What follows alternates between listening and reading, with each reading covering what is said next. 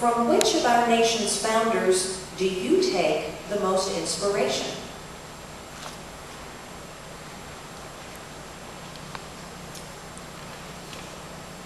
I think I would have to say Abraham Lincoln, Carolyn, and I'll go straight to the 13th Amendment and the abolition of slavery. I think that took the largest amount of courage.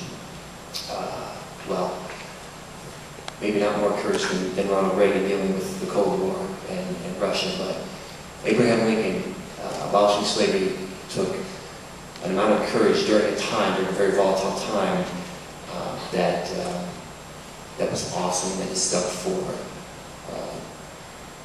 forever and will be remembered forever. I think to promote civil liberties in that time, in that day and age, took more gumption than a lot of people were willing to put forth.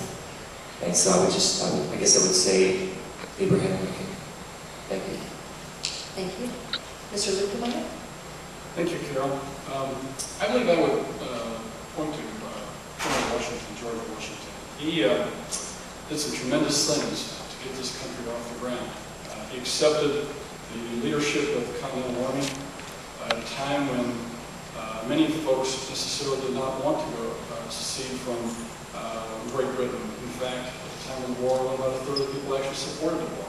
Another third were neutral, another third were actually against it. He was underfunded, overwhelmed by odds from the British Army, and yet he relied on his faith in God and his ability to inspire and lead his men to be able to do the job, keeping them together, leading his men and his nation to what was a wonderful and dramatic victory, and led our country to its birth. I think he's a phenomenal individual.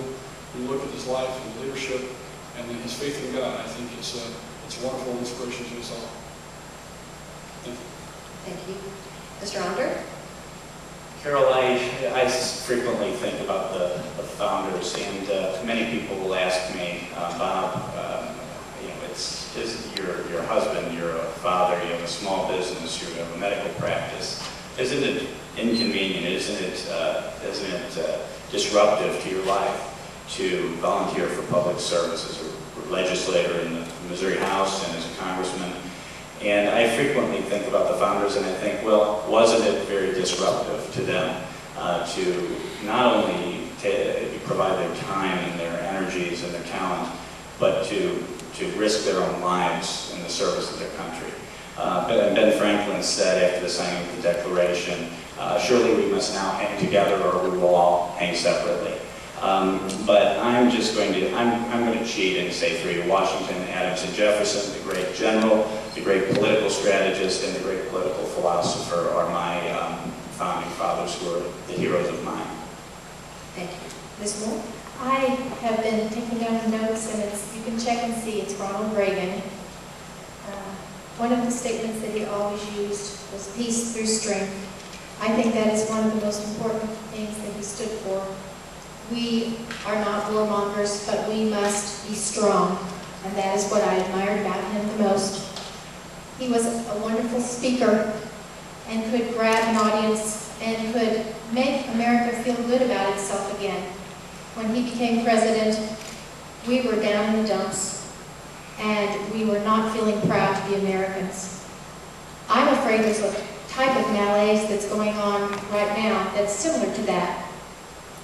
I strongly believe that we are the greatest nation in the world, that we are good people, that we are God-fearing, but more importantly, God-loving people, and giving God the credit.